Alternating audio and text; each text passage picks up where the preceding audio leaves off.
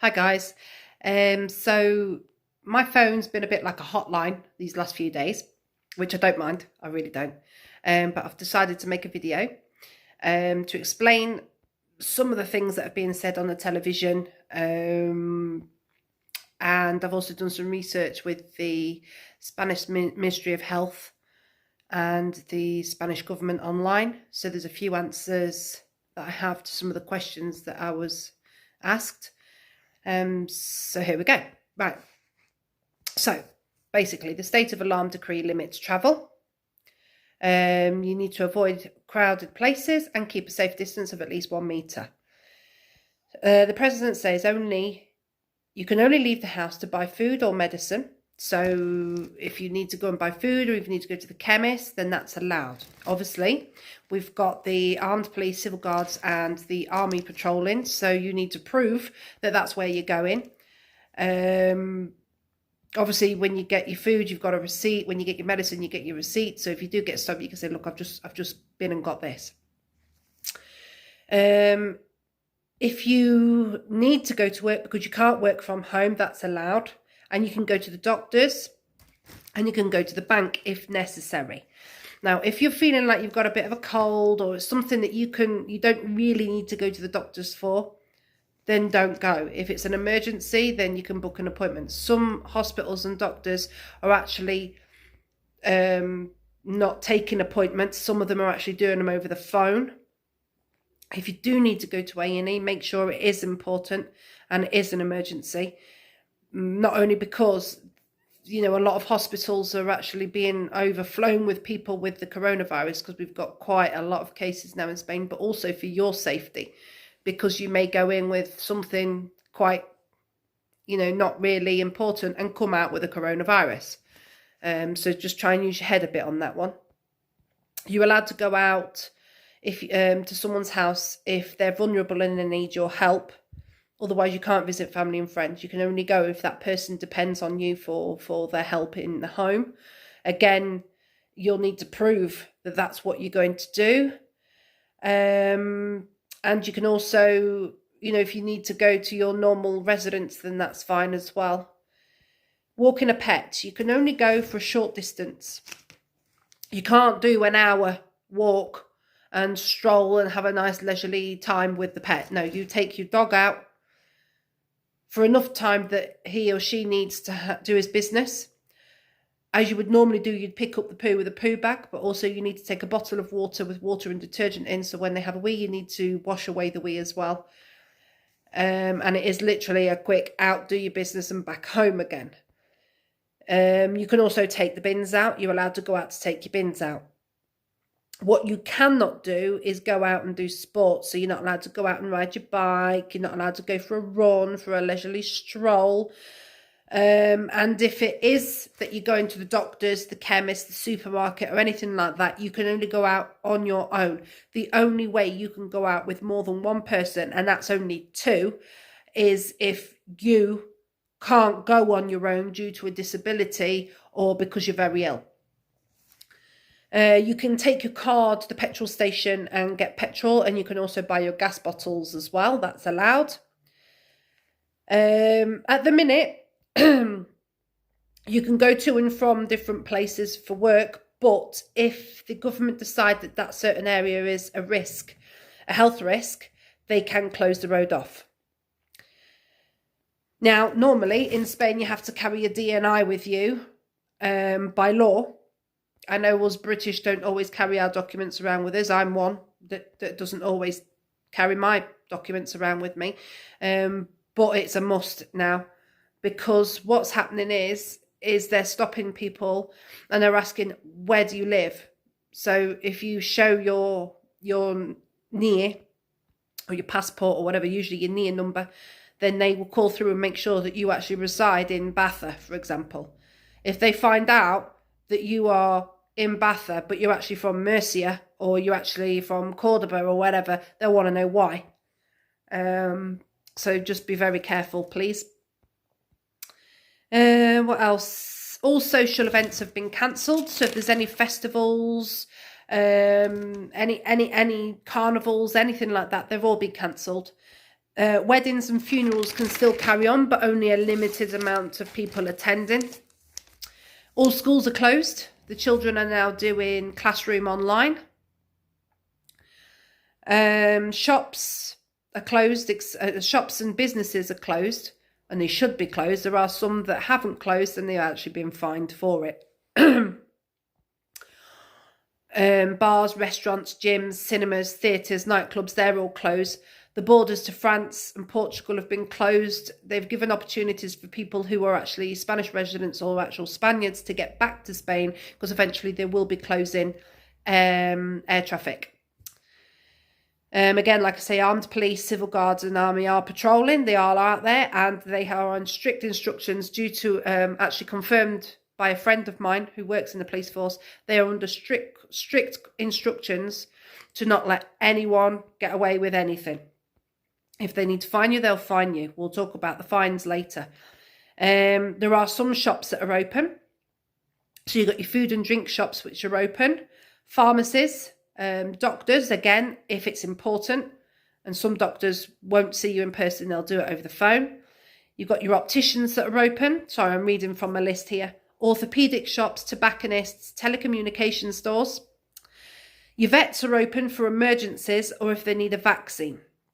And pet food stores are also open. The post office is open, petrol stations and laundrettes, only for strict necessities.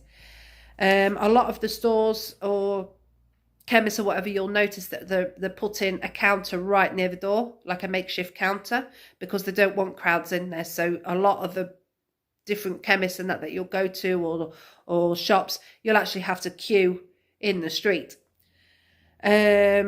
You cannot eat or drink in any of these establishments. They've completely said that is a big no. So a lot of people are asking, why are laundrettes open? Laundrettes are open because not everyone has a washing machine in their home. And some people who have old washing machines in the home, mainly the elderly, don't have a setting for 60 degrees plus. So one of the main things that they say is if you've got the coronavirus or you've got the symptoms, then all your clothing, your towels, your bed sheets, everything needs to be washed at 60 degrees plus. So because obviously not everyone's got that in their home, they're leaving those open. That's due to hygiene reasons. Hairdressers were allowed to be open. They've actually stopped that now because it is a risk.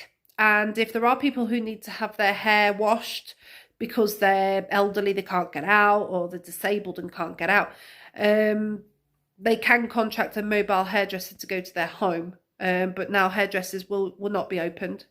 If you're self-employed, I'm just going to read from what I've got, from what I listened to on the news earlier.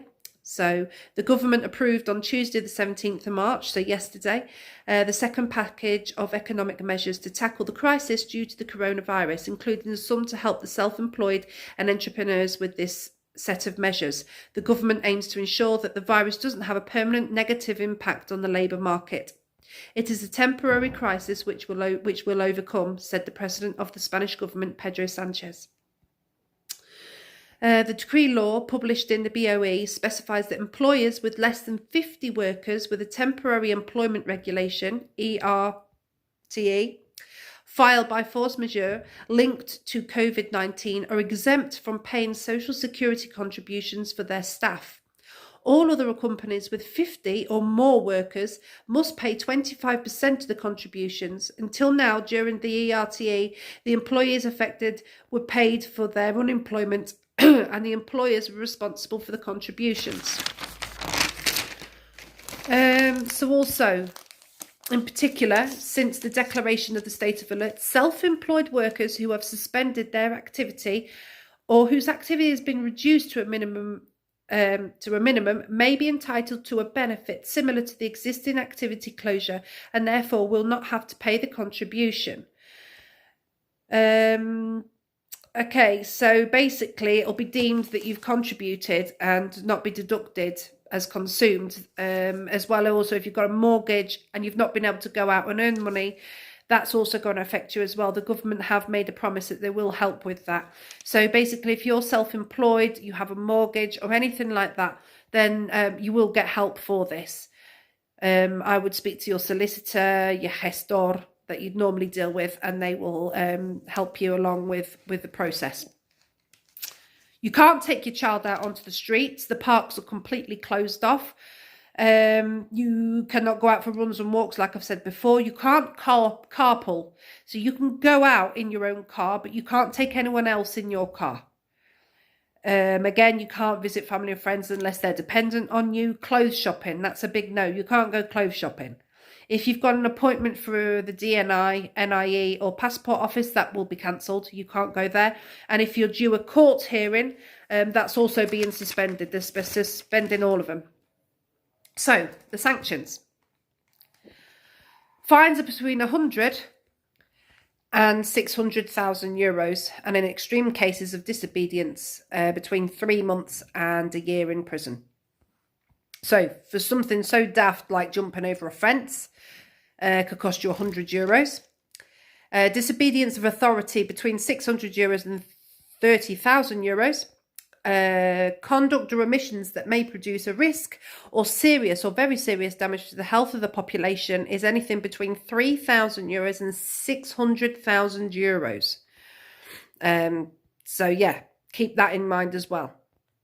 Ibuprofen or paracetamol. The French Ministry of Health and the newspaper Le Monde sounded the alarm about the use of ibuprofen against the coronavirus. The Spanish Health Ministry want to clarify that no data indicates that ibuprofen aggravates the COVID-19. It's not actually been proven. But it's entirely up to you. If you take ibuprofen or paracetamol, that's, your prerogative, basically. Appointments with doctors and hospitals.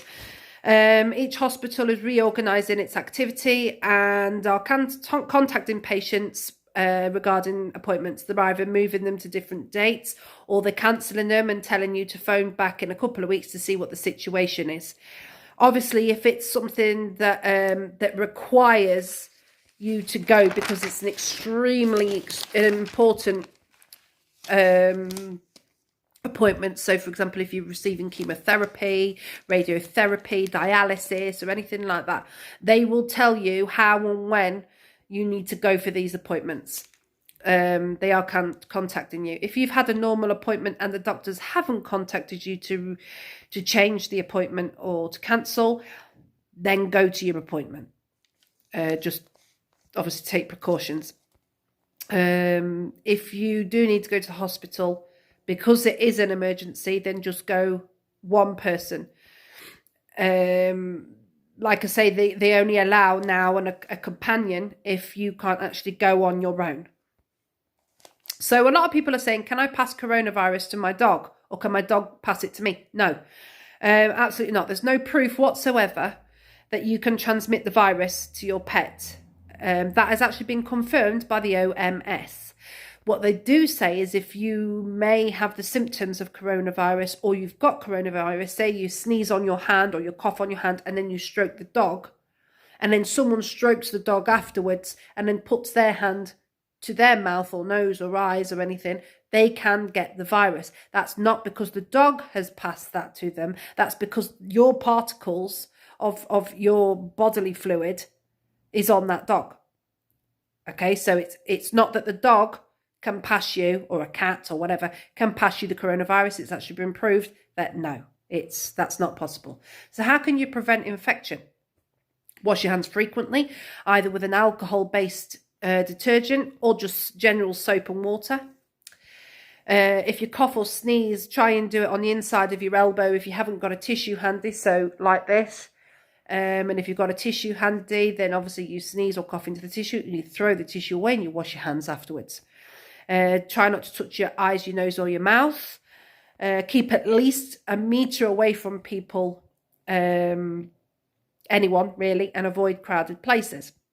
So what are the symptoms? The common symptoms is fever, dry cough and fatigue. Possible nasal congestion or runny nose and a sore throat. And the serious ones are difficulty in breathing and possible diarrhea. A lot of people are saying coronavirus, you don't get runny nose and you don't get, yes, you do. Some people do, some people don't, but it is very common that you do. It's like a cold symptom. It's like when you get the flu, you start with the cold symptoms and then it gets worse. So what happens if you've got the symptoms, or you think that you're at risk, and you think you may possibly have the coronavirus? So you either phone the doctors, the number that's provided. Now, I will give you the numbers afterwards as well, a list of numbers. You need to self-isolate, which is what we're doing anyway. But if you feel that you've got it, then you isolate as well from the people in your home. You call that number and they will come to you, to your home, and do you a test. If it's negative, then there's nothing that you need to do. If it's positive and there's mild symptoms, they'll put you in isolation. And if it's severe case, then obviously you will be taken into hospital. So before the coronavirus actually gets into your lungs, it stays in your throat for 4 days, which is why you get the cough, and that's when you get the sore throat. So in order to help prevent it going down to your lungs and then obviously the virus taking control of you, you need to drink plenty of fluids, but also gargling warm water with either salt or vinegar can help actually take away the virus from your throat, and therefore not passing to your lungs and preventing you from getting the actual virus. Mosquitoes cannot pass the virus. It affects all ages. The most vulnerable are the elderly, the children who haven't yet had all the vaccines, and people with asthma, heart conditions, diabetes, or any like COPD or anything like that. They're at more risk. It's not likely to catch it from objects or money. The virus can actually live on a surface for up to 12 hours. So again, you've touched money, you've touched the supermarket trolley. Try and use gloves. If not, wash your hands straight away before touching anything or anyone else. On materials like clothes, it lasts up to 9 hours, which is why they say that if you think you've got the symptoms, or you've been in an area where you think there may be possibility of having the virus, to wash your clothes at least 60 degrees Celsius, or to put your clothes out in the sun for 2 hours. At the minute, it's not really likely here in Spain because, well, at least where I am, it's not very sunny. If you have the coronavirus and you sneeze or you cough onto your hands, it can actually stay on your hands for 10 minutes. That's more than enough time for you to touch something and it to stay on a surface for then someone else to touch it and catch it. So that's why it's highly contagious. If you've had a vaccine against the flu or pneumonia, it won't protect you from coronavirus at all. There are a lot of people saying, well, I've had a flu vaccine or I've had a vaccine against pneumonia. It's not going to help you at all. So they've actually proved that when exposed to high temperatures, the virus dies.